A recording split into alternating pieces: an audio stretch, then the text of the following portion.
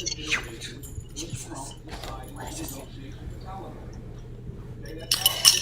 everybody. Y'all always know I got things going on. So, good evening and welcome to another evening, Monday evening of It's TTT, y'all. It's time to talk. And the show started over a year ago during the pandemic when I was giving people all this advice about not having anything to do, not doing, having so much time and not doing anything. And so God convicted me and said, "Oh, isn't there something you always wanted to do?" So here we are doing it, and we've been doing it for over a year. And now I'm so excited because I got a smart person on here that can help me out. Tell Dr. Camille hello. Hey, everybody. Hey, everybody. She is the one. Oh my God. I am so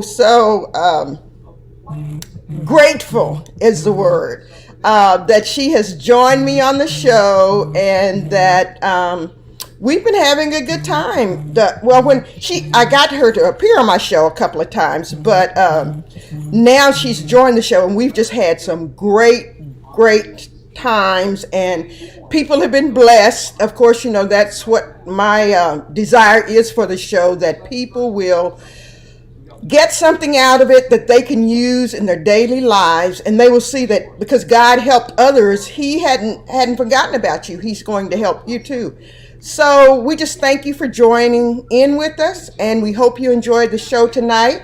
Dr. Camille, anything for you? Yeah. So as we start off, share little stories. Okay. I'll go as fast as I can. So in 2004, Christmas Day, the world woke up to the ring of fire. The Pacific Ring of Fire had a 9.1 magnitude earthquake, and few hours later there was a tsunami, and in particular in the area of Indonesia, this tsunami completely. Thank you, Linda. Can you hear the echo now? Just let me know. Let me know if you can hear me, because I can't hear me now. But anyway, I'm going to keep talking. I'm going to assume that you can hear me. So in 2004, we woke up Christmas morning with the news that an earthquake and a tsunami had hit the island of Indonesia near Sumatra, and as a result, 227,000 people lost their life. Some years later, after the tsunami, I heard someone share about the geology of an earthquake and the subsequent tsunami. And the most interesting thing is, and what's important for this conversation is, before there's this great washing away that comes with the tsunami, there is, thank you, Linda. Before the great washing away that comes with the tsunami, depending upon how much has shifted underneath the surface of the ocean, Gloria, Linda is telling me that the echo is gone. So keep your mic off until I finish talking. That way we don't get the echo. Just shake your head if you hear me. Well, something happened where the echo isn't there anymore, and I'm very, very happy. So don't do it. Don't touch anything. So there is a great pulling away from the shoreline, depending upon how big the earthquake was and how much the plates that are beneath the surface of the ocean shifted. And in this case, there were two tectonic plates that just pulled apart from each other, and that water had to have somewhere to go. And as a result of that water needing somewhere to go, the shoreline in certain areas pulled away. And survivors tell the stories of people going and exploring this now open area, and in some places you could actually see a mile. You can see a mile down. So all of a sudden, this water is pulled away, and you can see a mile of the ocean floor. You could see the trash. You could see the shipwrecks. You could see stranded animals. You could just see a whole lot of stuff that you weren't able to see before. And the person sharing this story was speaking prophetically and saying that there was going to come a day where there was going to be a great pulling back, and we were going to have to look at things that were beneath the surface, things that we wouldn't have known that were under there if there hadn't been a shifting and a shaking in our own lives. And I think in some ways, the last 2 years have brought us to that moment.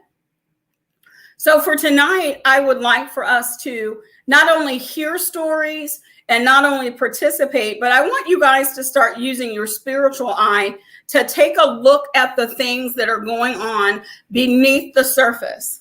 Is there some trash that needs to be picked up? Is there something abandoned that needs to be rescued? Do you need to clear the debris of what I can only call the shipwrecks of your life? So let's put those lenses on as we continue our conversation. Gloria?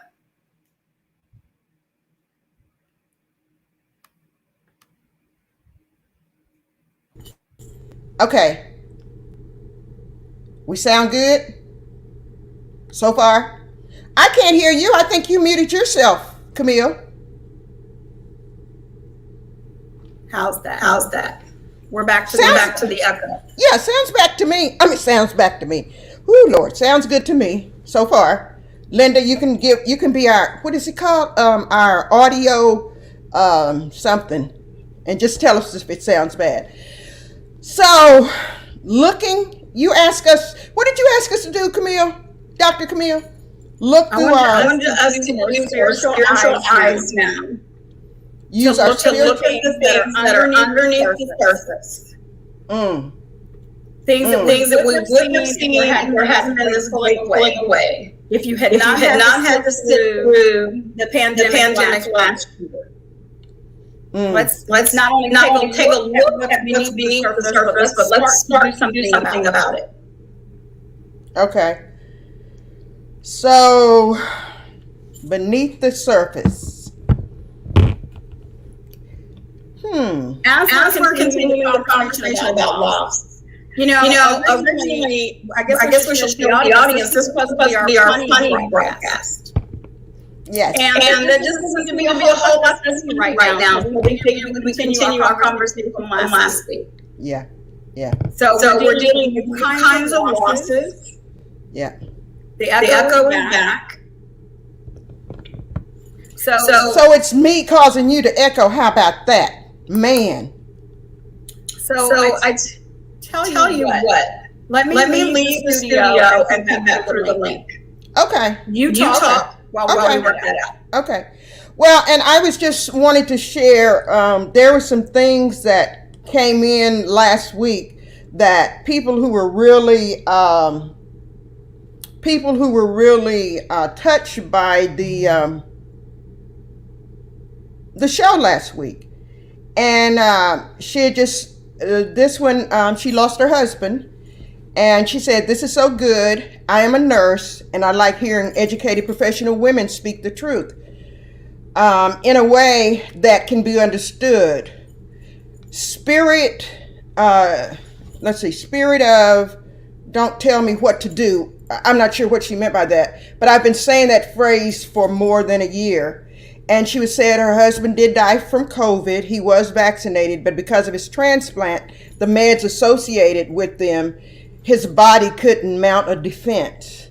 But, and I talked to her, later after that, and she was just grateful because on that particular night, we helped her get through a hard night for her. And for me, that was just, it was a thrill, and I sent it to Dr. Camille. And, we just say, to God be the glory, because if this helps someone at some place, just that's what it's supposed to be all about, to be helpful. And we were going to the talk relative to loss, and just after I talked to a number of people had loss of individuals, in their lives last week. And then this week we come upon the hurricane, and it's like, man, here we go with loss again, and loss in a same place that it has been before. Absolutely. What do you think about when there's repeated loss in a person's life? And I don't have to go any farther than, my pastor, but man, have you ever prayed for some people, say, God, and look, God, I'm not trying to tell you what to do, but man, that's a lot. I know I have several times. And when I see things like this that's happening in Louisiana, I'm like, man, God. And, not you want it to go somewhere else or whatever, but, loss and then double loss. And we were talking today, Camille, about how this has to trigger or remind those who are still in Louisiana, or maybe not even still in Louisiana, about Katrina. Yes, absolutely. And it has to remind them. Okay, so you still hear the echo, so I'm trying to see what I can do. No. I think I'm the solution. Okay. So what do you think, for those of you in the audience, have you had any losses that reminded you of something else, or another loss that you've had? Or, let me get spiritual. Have we messed up on God 2 times? The first time we messed up on him, and then we messed up on him again. And we keep repeating stuff sometimes. Okay, I don't know why he gave me that, but I flipped. I'm sorry. Linda says, I think God is trying to get their attention and they are not listening. Man. Woo! And he will do that. So, Gloria, do me a favor and turn off your mic. Okay. Talking. Okay, I sure will. I'll do that. Absolutely. Okay, Linda, so I hear you. But I believe that God is trying to get all of our attention just by inviting us into these conversations. I want to caution us against any, that temptation toward judging a situation. What if we could look at the pylon of events as just a pylon of events? Because sometimes I'm afraid that when we can over spiritualize something, and I hate this term, but I'm going to use it, and a situation just is what it is. It's a coming together of a lot of decisions. It's a coming together of reality. And it's a coming together, like when it comes to weather, it's a coming together of a weather system that happened to hit 16 years to the day. Now, it could be that God is trying to get their attention. But the question I would ask is, what are they in the places where this hurricane is having its way? What are they doing that if we believe that this is only God trying to get their attention, what are they doing that we're not doing? I heard this. I heard someone say when Katrina hit, and when I'm a hurricane survivor. I'm a survivor of Hurricane Hugo in 1989. And I heard, preachers and other people saying, oh, well, this is God's wrath on Charleston, South Carolina because of X, Y, and Z. And I'm like, but that hurricane hit Columbia, South Carolina too, where my mother lived. and some of the things that were said about Katrina was like this big, massive judgment because of the way because of the debauchery of Mardi Gras. And I'm like, we got stuff worse than Mardi Gras going on everywhere in the United States. So I'm not really buying that this is like damnation for a certain region. I hear it, and it's worth taking a look at individually. Lord, what are you trying to say to me in this storm? But I also think, and this has really been pressing into me the last couple of hours, that last week when we talked, I mentioned that the Jewish culture has the practice of sitting Shiva when there is a death. And that simply means you are sitting with the person, for a 30-day period, and you're not saying anything. You're just what Gloria describes as you're there as a ministry of presence. But what if we took that concept of Shiva and married it to compassion, where compassion means that we sit in the unfortunate circumstances, or we sit with someone through their crisis until the crisis pass. So what if, rather than trying to get all of New Orleans' attention, God is getting our attention and giving us an opportunity to see where we are on his measuring stick? Have the words we've said in the last 24 hours concerning New Orleans, concerning Afghanistan, concerning the presidential election, concerning our children, concerning our coworkers, the words we've spoken, do they line up with Christ's compassion? Do they line up with his love, his definition of love, not ours? That we are patient and kind and long-suffering, and we keep no records of wrong. What if we looked at this situation, instead of saying God is trying to get their attention, what is God saying to us in the middle of this storm? Yeah, Camille, and I think I'll just add, that's what and I'm sorry, I always refer to pastor, but I just refer to pastor because I talk to pastor a lot. But through all of this, I think just what you said, not necessarily one particular area, but through COVID, through everything, his discussion is God is trying to get our attention. And he does things to get our attention because all of us have sinned and fallen short. And so depending on where you are, et cetera, like you say, the question is to ask what am I supposed to learn from this? And sometimes that's hard because I was talking to someone the other night, and I won't talk about the particulars, but it was a horrific event.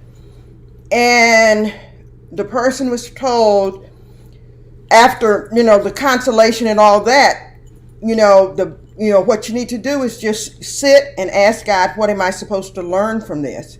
And sometimes when bad things happen to us, we don't believe that we've contributed anything to it. And being the sinful people we are, we need to examine ourselves, even when bad things happen to us, to see what part we may have played in it.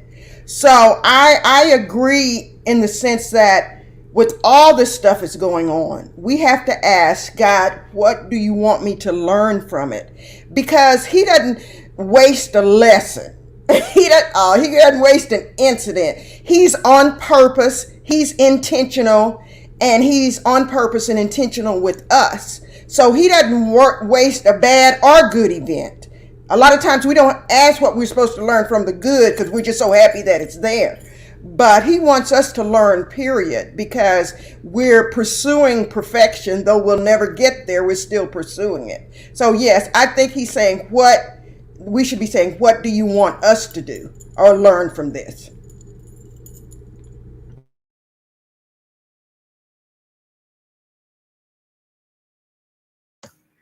in mind that this kind of evaluation is not a bad thing. It is not meant to be condemning. And part of my coaching practice is sometimes I have to ask people to go back and look at some things in their childhood. And when you can find an issue that is attached to a parental relationship, a lot of times people will back away from it because they don't want to, my mom was a good mom or my dad was a good mom, and I don't want to talk, I just don't want to go there because they didn't mean it. They start making excuses. But I tell people and reassure them that we don't go back in time to find places to point the finger. We're going back in time so that we can go forward. This happened to me when I was a little girl, and this is how it made me feel. And I realized that I have that same response in my adulthood. And now I know where it comes from. I can come up with a plan, or what I like to call a script, for when those feelings or that trigger that, that's the word that we use now, when that trigger happens again, we can say, I know where this comes from. So now I get to make a different decision. When the newscasters started talking about the impending storm coming, I can remember yesterday, even in the middle of me preaching a sermon, I got anxious and I was nowhere near New Orleans. But all the memories of the packing and not knowing what you're coming home to, all of it came back to me like it was 1989 all over again. And what I was able to tell myself is, yes, something horrible happened in 1989. So here's what I'm going to do. I'm going to look for opportunities to help minimize that anxiety that I had, that there was no one there for me. I'm going to be there for someone else. I'm going to sit in the uncomfortableness of somebody else's crisis until the crisis passes.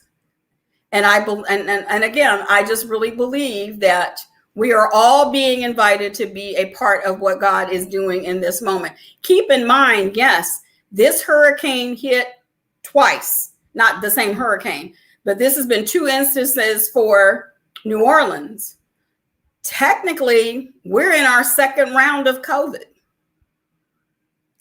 And when the first round happened, it was my belief that the Lord was telling us to sit down somewhere. He needed to show us something, since we all were shouting we wanted 2020 vision in 2020. He was like, all right, then I need to show y'all some things.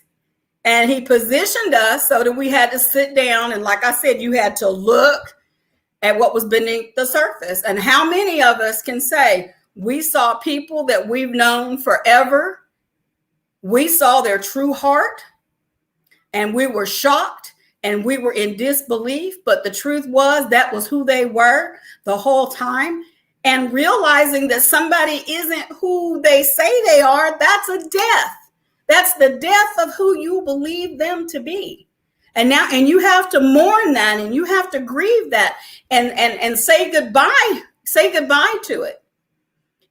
And we were just clamoring, oh my God, I just want to get back to normal. I just want to get back to normal. I don't want to wear masks. I don't want to do that.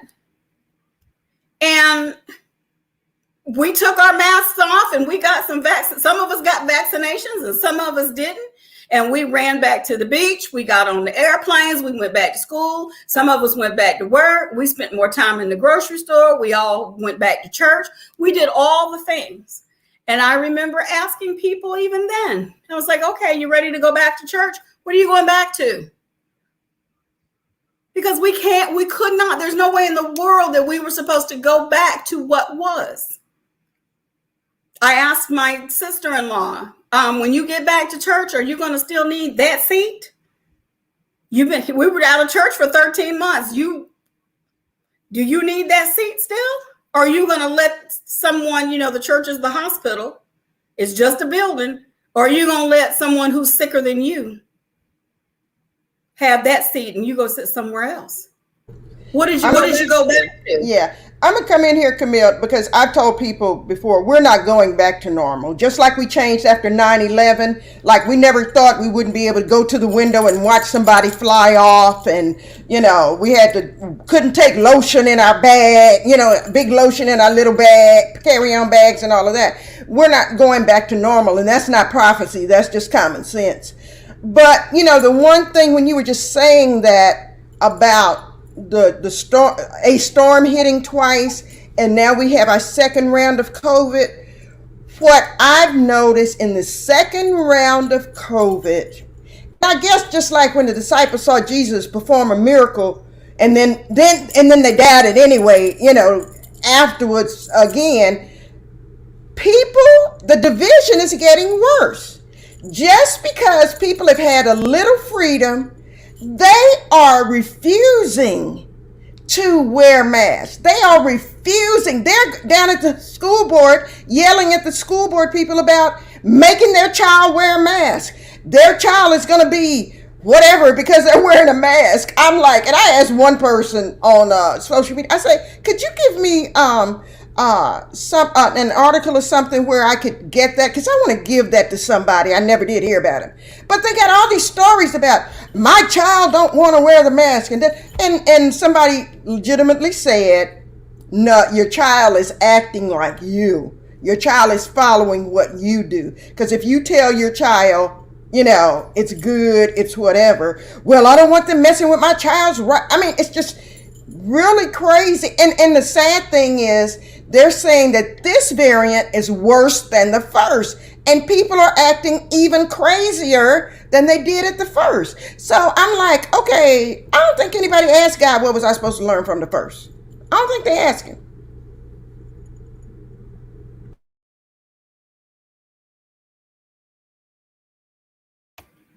And this hurricane is worse than the last one.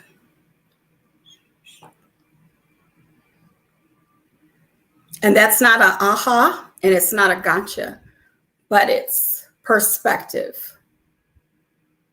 It's perspective.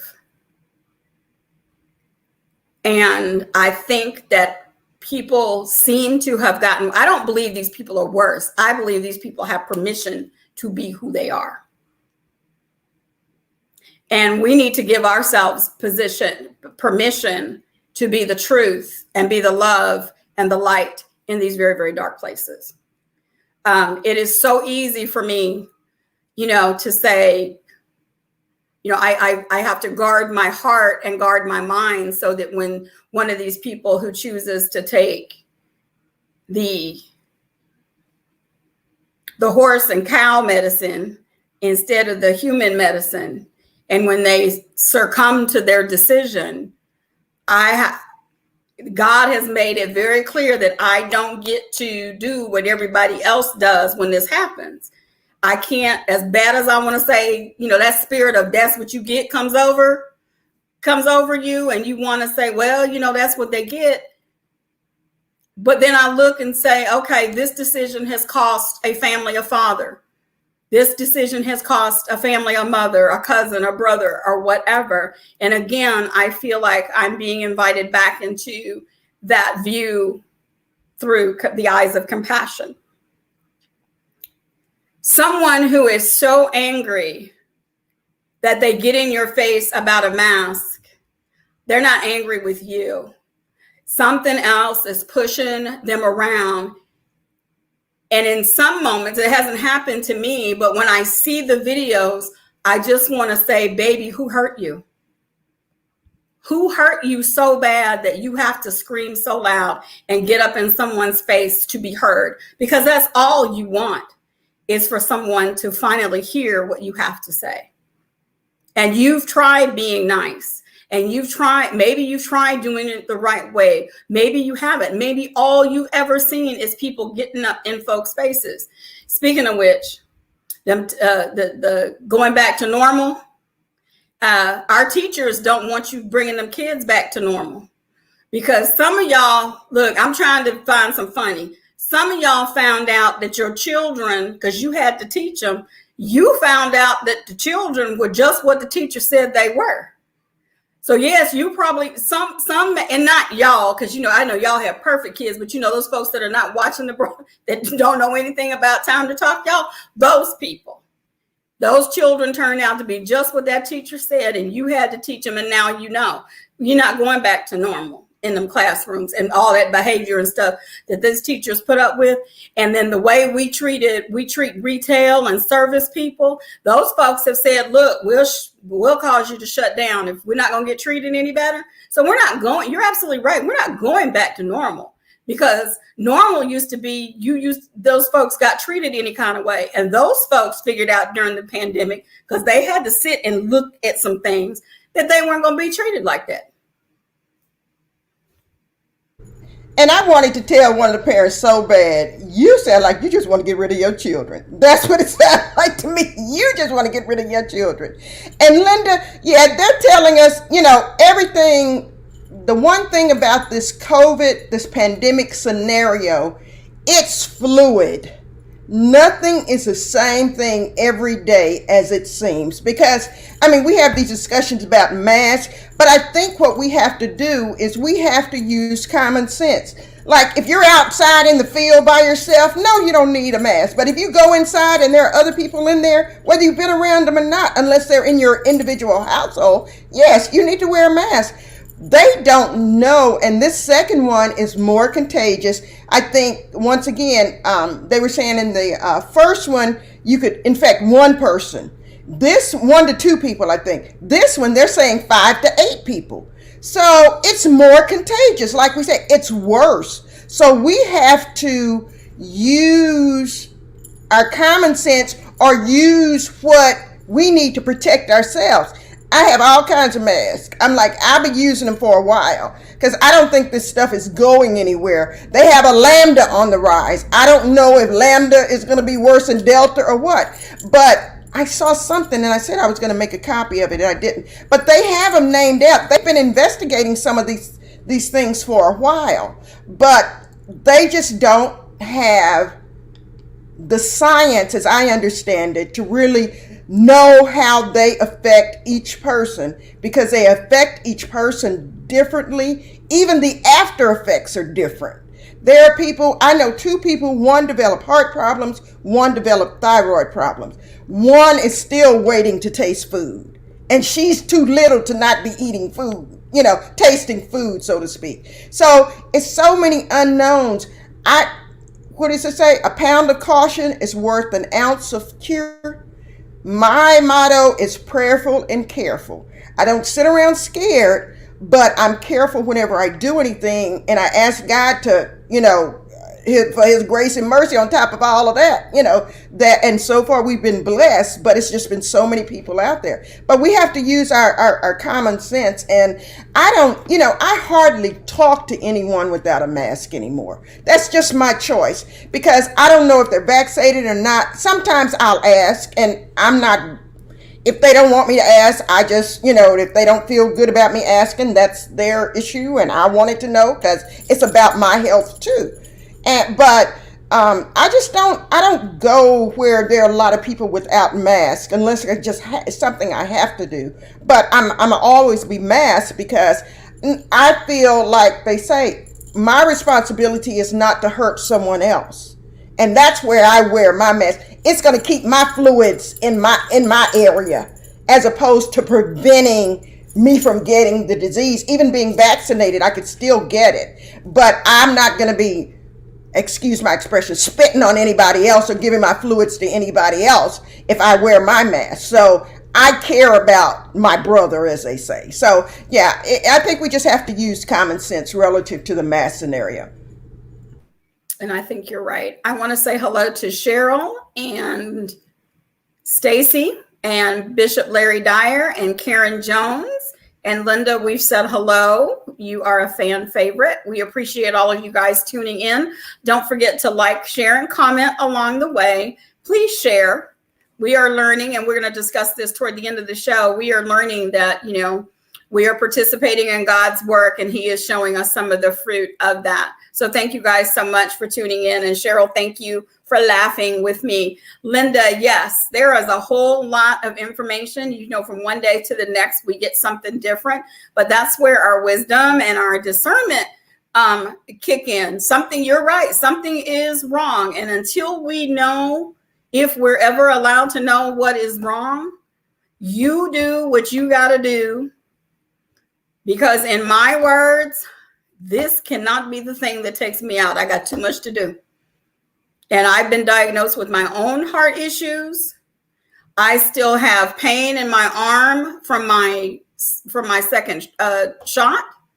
And I'm wondering if all of these things are related. So, you know, I have decided that, you know, I've made some decisions that work for me, and we all have to do the same thing. And then just, you know, one of the things I appreciate about the folks that are, you know, willing to get in your face, so to speak, about it is, you know, where they stand. It's that one that's not talking that you're not real sure about. So at least, you know, when they're out there, I'm not wearing a mask and I'm not getting the vaccine. It's like, okay, I know to stay away from you. But that one who's sitting back in the corner, you know, that's probably the one you really need to wear the mask around. I told you I was going to try to be funny tonight. You know, doesn't seem like there's a whole lot funny. So I'm going to get my licks in where I can, if it's okay with y'all. But let's get back to, you know, what this invitation that God is clearly issuing to us. What does he want us to see?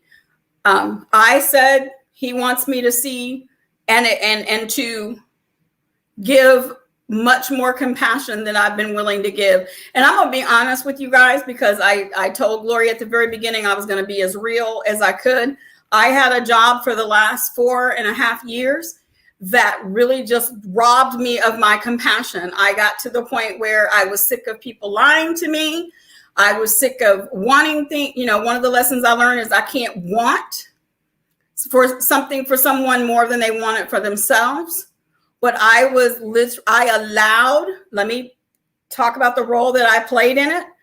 I allowed myself to be robbed of my compassion.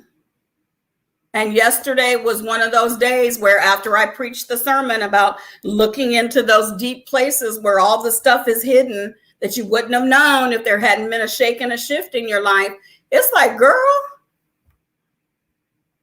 where's your compassion? I've preached compassion. I have been compassionate. Okay?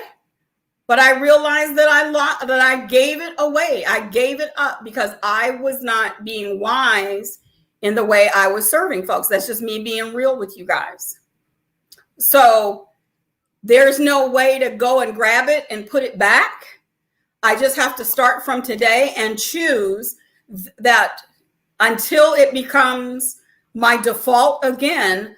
I'm going to choose to be compassion when my heart is screaming, judge them, judge them, judge them, judge them. And that applies to people who I don't share the same political views with, people who wear the mask, don't wear the mask, get vaccinated. You know, I am choosing to the best of my ability to model Jesus when he invited the woman at the well, and he is always my model, and that is always my go-to story. Jesus went to the well. He knew what he was there to do. She didn't. And he starts a conversation, and she tells her version of her events, and he listens, and he tells his version of her events. And she meets him, and she has the revelation. And the revelation comes not from him saying, hello, my name is Jesus, and you are, and you have been, and you are this, and you are that. It was his actions asking her to get him a drink, knowing that she wasn't even supposed to talk to a man, knowing that the only reason she was at the well that time of day is because she couldn't maneuver with the other women. And it was through connection, through an exchange, that she meant Jesus, not because he was beating her over the head with his, philosophy, and all the stuff that we do to try to convince people that not only are we Jesus people, but they need to be Jesus people too. He was just like, come here, sit by me, tell you your story. I'm going to tell you your story, and you're going to know who I am. What if we did that? Yeah, Camille, and I think one of the things that I found, especially, and now I want to, just go to the racial tension that's out there. One of the things that I had a burden for while all this stuff was going on is to talk. We can't talk anymore when we disagree. We can't, it's like, okay, are we all supposed to think the same thing or what? And in my little community, I started a group. It's called A Safe Place to Talk About Race, and it is majority white. But black people are so angry and white people are scared. Some of them, who really want to talk about it or want to understand. And so this group was developed so people could feel comfortable coming somewhere or Zooming somewhere now to talk about race and ask questions. And what we said, we're going to deal in facts. Emotions, we can express them, but that's not what we're going to be dealing in is the emotion. We're going to deal in the facts, and the facts are the facts. We're not going to change the facts.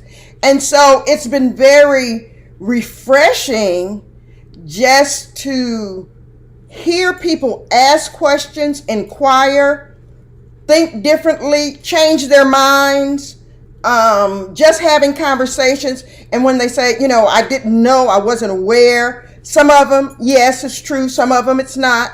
But at some point, we have to talk. I mean, even the people who choose not to wear masks or choose not to take the vaccine was standing in line yesterday. I was standing in line at the Louis Vuitton store. They were asking me what was I going to buy. And I told them, I was just browsing. And so it was a white guy standing in front of me. I said, if my husband lets me buy anything, and the young sales girl just fell out.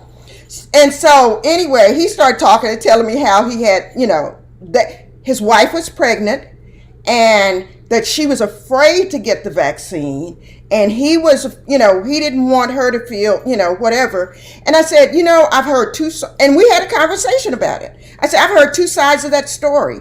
I've heard of someone who was pregnant, got the vaccine, and had a very healthy baby. And I've heard of others who got the vaccine and didn't. I say, it just affects everybody so differently. So you have to do what you feel is going to protect you. And see, in that instance, there's nothing for me to say. I told her I would pray that, they had a healthy baby and that the COVID did not affect them in any way. But, I didn't stand up there saying, oh, well, that's stupid. Why would you not get the vaccine? Why would you not? Because I don't know. I'm not a scientist. And so I couldn't stand up there and judge them and say that to them.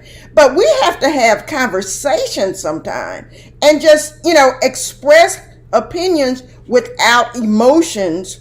And you may change someone's mind, or they may change your mind. You never know. But you'll never know until you have civil conversations. And that's something that we lost. I ain't gonna blame it all on somebody who was in the White House last time, but he opened the door for a lot of it. Anyway, let me hush. Okay, before I get in trouble. Thank you, my sister Linda.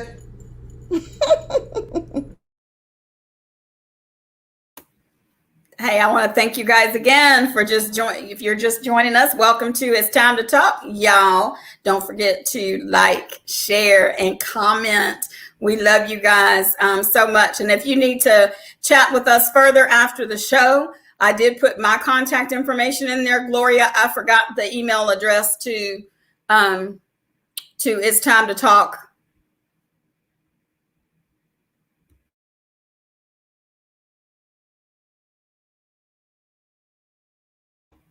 You're muted.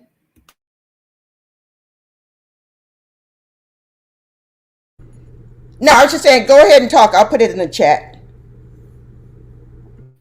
Here I was trying to serve you. So we want to hear from you, and we also want to share some of the comments that we've received from the last show. Good. Hello, Keenan. We're glad to have you here with us. And Gloria just posted, if you want to get a hold of Gloria or both of us, you can email us at timetalk31@gmail.com. And again, I placed my email contact in there because I couldn't remember Time Talk 31. So y'all call Gloria. She really is smarter than me. You're muted. I wasn't saying anything, but I mean, I just encourage people to have conversations about their differences. Not yelling matches, not judging matches, etc. Just conversations. And it's funny, Keenan is on here because Keenan is another real smart one, and not smart, smart. And you can have a conversation. You start talking to Keenan, you be talking all day long, trying to convince him one way, he trying to convince you another way. And see, I'm just that one. I'll be talking. I don't have to argue. I could talk all day long. So yes, thank you, Keenan, for joining in. And let's see who else is out here. And Stacy, if you don't mind, I'll ask him to keep you in prayer because she had a loss in the previous week. So please keep her in prayer for comfort during this time. It's hard. It's hard when you lose people who've been around all the time, and it's hard. And everybody does it differently, as we talked about last week. Everyone does it differently. So just keep her in prayer. And Keenan, he's a little ill. Keep him in prayer. And just keep all of us in prayer. The people you see on here, I think about y'all and pray about you because you take the time to come on here and listen to me talk. And now listen to Dr. Camille because, see, this thing make me sick. Okay.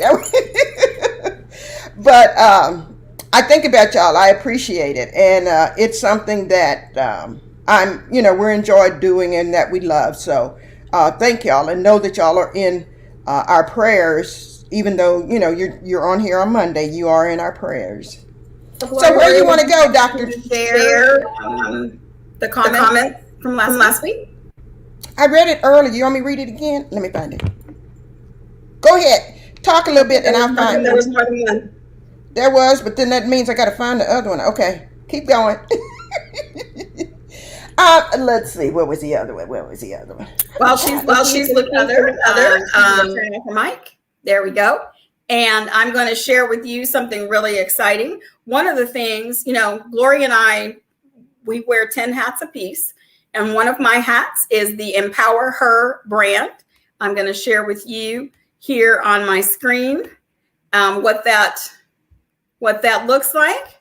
But Empower Her is my brand of empowerment goodies for you guys to enjoy. And one of the, I thought I was going to share it, but anyway, one of the things that I wanted to let you know about was the Empower Her podcast is now on Spotify and on Google and most of the places where you can hear a podcast. I'm going to put it in the chat right now.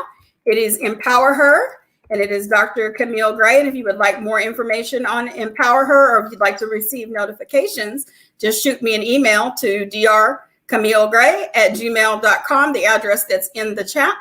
And I will make sure that you have that link and notifications. I also have the Empower Her 5-day devotional. It's a jumpstart devotional to just get you in the habit of spending some alone time. Empower Her is all about empowering not just women, even though it says empower her, but empowering humans in every aspect of their life. So the devotional covers empowering vision and dreams and mindset and money, all the things over a 5-day period. And I'm working to expand that into a 365, hopefully in time for Christmas. And I also offer Empower Her coaching. I am a psychologist by trade.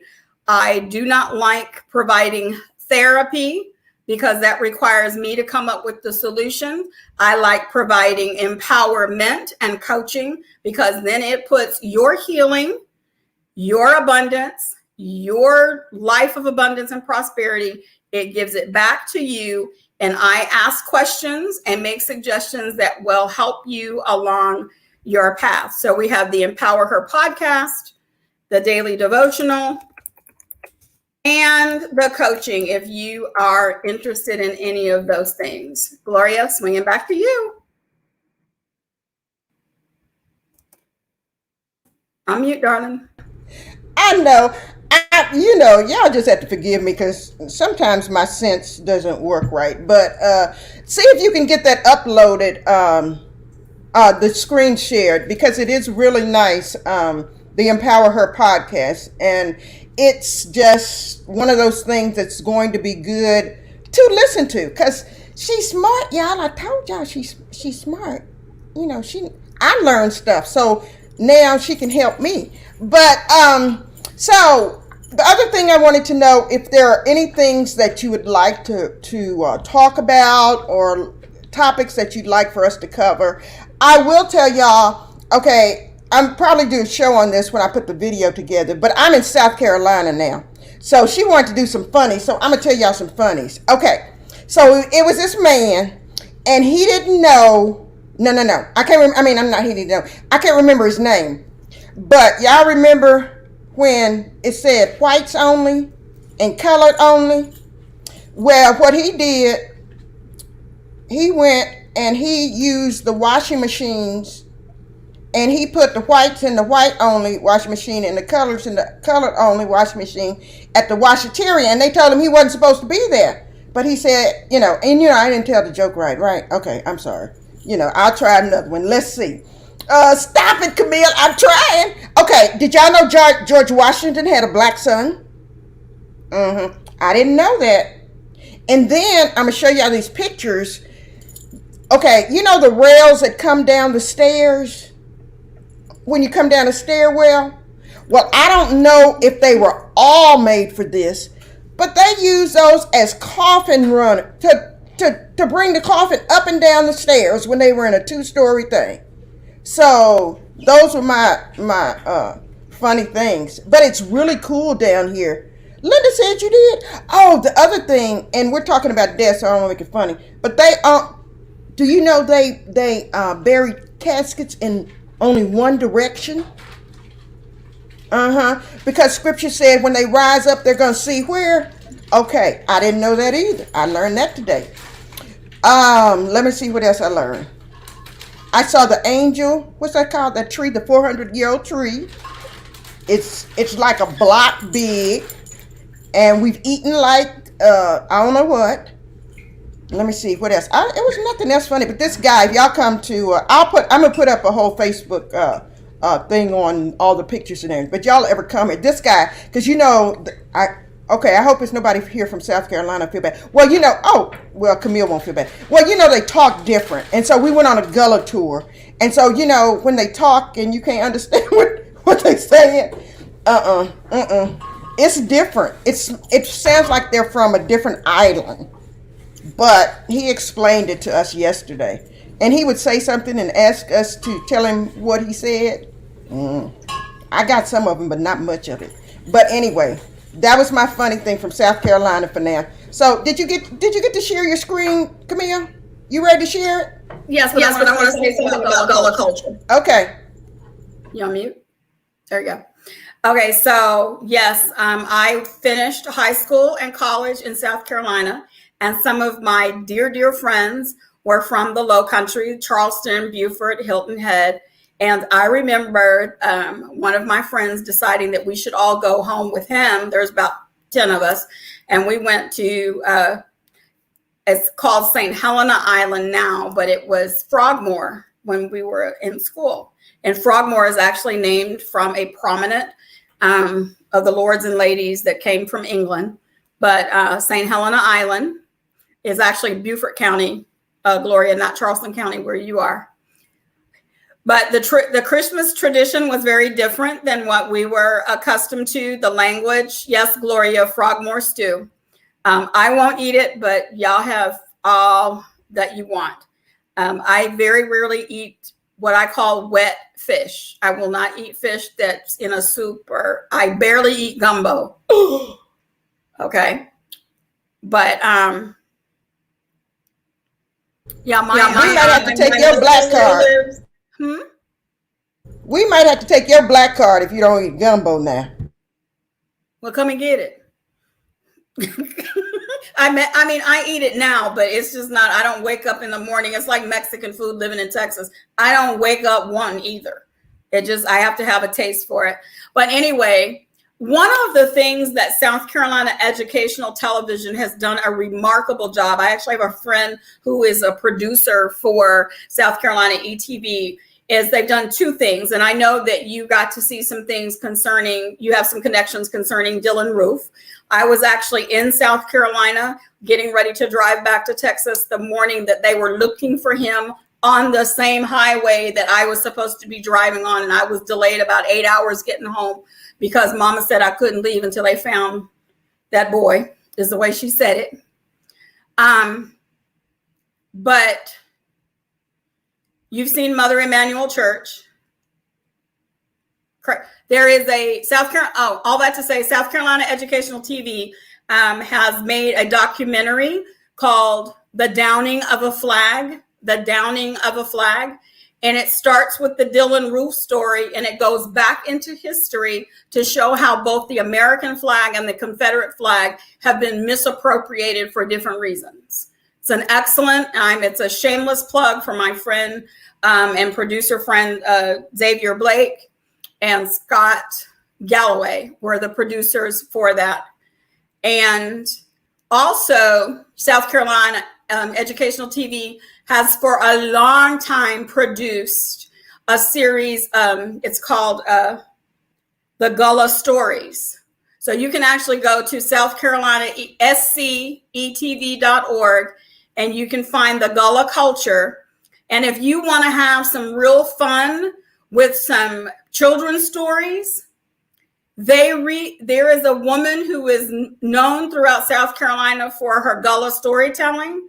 And she actually has recorded The Little Red Hen and The Three Little Pigs. And to hear those stories in Gullah it's funny, it's entertaining, but it also shows you what happens to stories when they're introduced into other cultures. And one of the things that I just adore about Gullah culture, there's so many components of it that make so much sense, but it's the last of our African roots on display. These folks have preserved the language from Africa through the Caribbean to the rice plantations of South Carolina, and that is to be honored. It is just to be honored. And they brought so many Africanisms and preserved them that we need to see, that I think would make all of us on this program who are African American, I think we could be better for it. Speaking of the funeral tradition, I was talking with my sweetheart and some other folks, and they were talking about a recent funeral that they had gone to, and someone said, "Oh yeah, we brought all that with us from Africa." I'm like, no, we didn't bring some of this stuff that we blame it on Africa, just like we blame it on COVID. We didn't do that. We didn't do that. And yes, Glory, yeah, the food is amazing. And the food is part of the culture that was preserved. When we left Africa, we might have left the land that we grew the food on, but we did not lose the way that we cook it and the heart and the soul. I would hear this expression. Actually, my son heard it, and he shares it sometimes, where the food can be so good where it just feels like the ancestors are right there with you while you're eating it.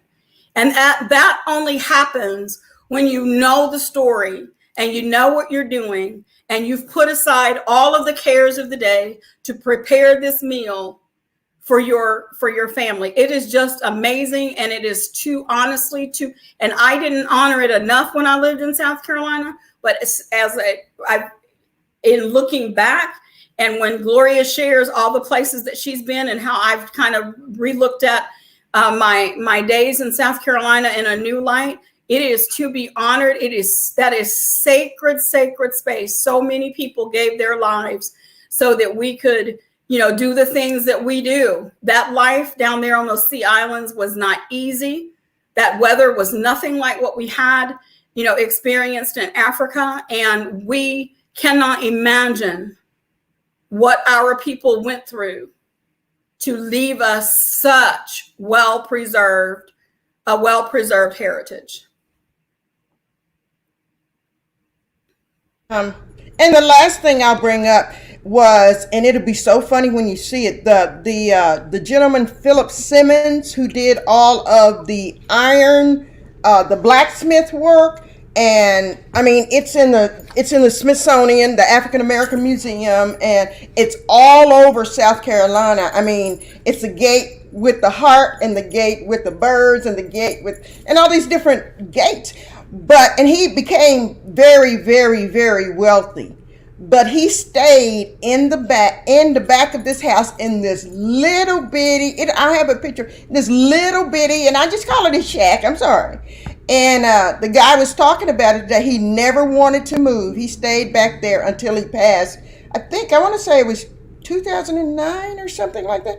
I think it seemed like it was somewhat in the 2000s that he passed. But he was a well-known person here, and just was unbelievable. And the guy was telling stories about when he went to the White House during Ronald Reagan was there or something, and somebody was talking to him about Ronald Reagan flying. He was like, I can fly wherever I want to too, I can go wherever I want to too, and they kept asking why he lived in that little house, like he couldn't afford to be somewhere else, but he chose to be there, until he died. I thought that was quite interesting. Yeah, it's over an hour already. I didn't even realize this time had passed. Dr. Camille just be talking? No, I'm sorry. It's time to talk, y'all. I know it's time to talk.